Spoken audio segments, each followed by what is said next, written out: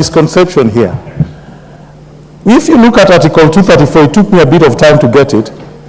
The powers of the public service, the disciplinary powers of the public service, the power to hire, fire, and discipline, are what are restricted in terms of how they exercise those powers in relation to state officers.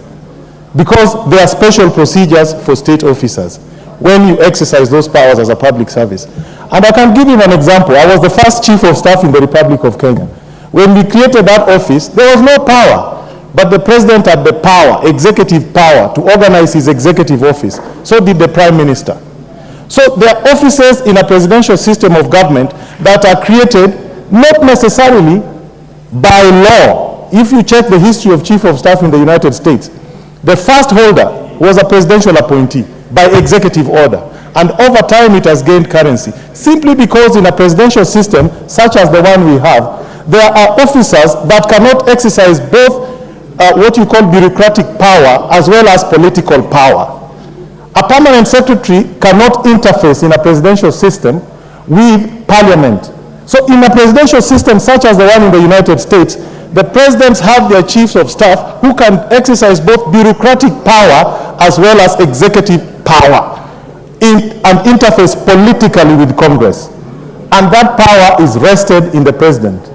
And what is quoting under Article 234 limit the authority of public service in terms of hiring, disciplining, and directing the state officers. But it does not extend, it does not limit the power of the president under Article 132 to establish offices in the executive as he so wishes.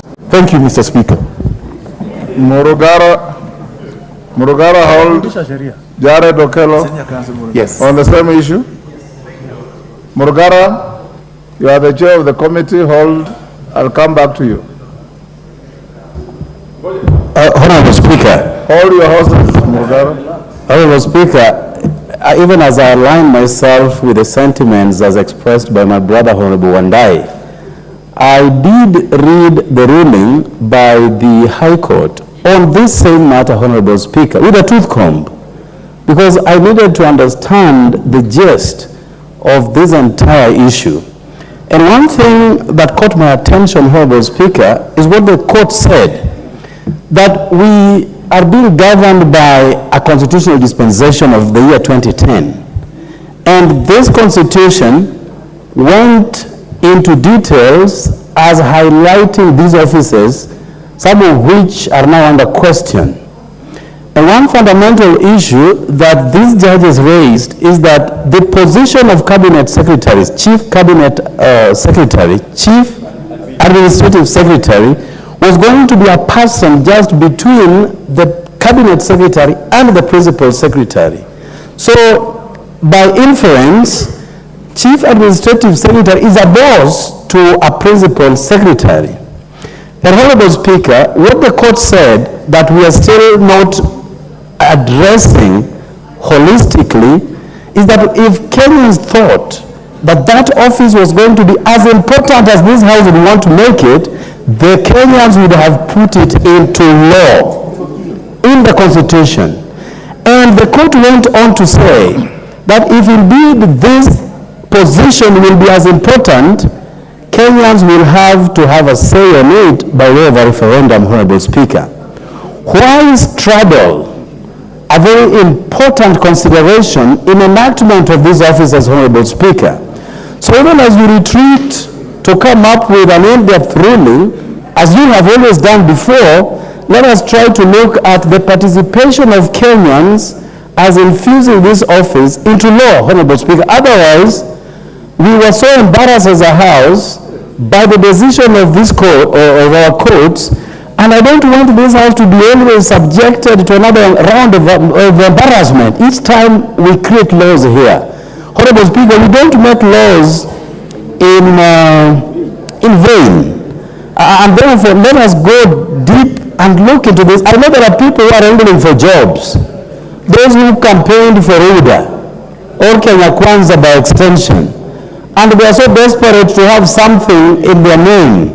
But let us do things according to the dictates of our laws and not overreach and hence face embarrassment in our courts of law, Honorable Speaker. I thank you for the opportunity.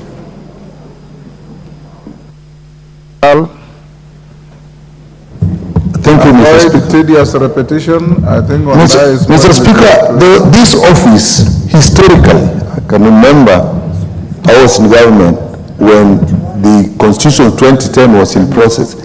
Historically, this came from the office of then Assistant Minister. That's where this all comes from. And what the Constitution at that time, the argument at that time, that often it was found that the assistant ministers really didn't have specific jobs that they were doing. As permanent secretary, we are always asked without much guidance that to just ensure your assistant minister has something to do, assign them jobs to do. And therefore the argument that came when the Constitution was coming was basically that this is not necessary, and therefore that position of the assistant minister was removed. And that is how later on, after the Constitution had been in place, the new government was being put, then it was felt that we needed chief administrative. What you are saying is incorrect. I was an assistant minister for 5 years, and my letter of appointment from the president specifically listed out what my duties and responsibilities were as an assistant minister. Basically, those duties, Mr. Speaker, with all due respect, minister never operated as a whim of the minister. With due respect, Mr. Speaker, those actually were just to assist the minister, basically all of them. But let's not go into that argument. Now, when we come to this, Mr. Speaker, if you look at the positions that they're supposed to do, if they're going to liaise with the parliament, or this parliament, every time we have had to interact with, there's been we have been very clear that we need to liaise with the cabinet secretary. Now, this position is creating another level. Mr. Minister, if you're saying we are going to liaise with the county government on matters of concurrent mandate, Mr. Speaker, we have the Intergovernmental Relations Technical Committee, whose job is basically that. So again, that is not. Then providing interministerial and sectoral coordination. We have the office, like in this case, the cabinet secretary who is actually dealing with that matter, whole cabinet secretary. So once again, why are we creating this position?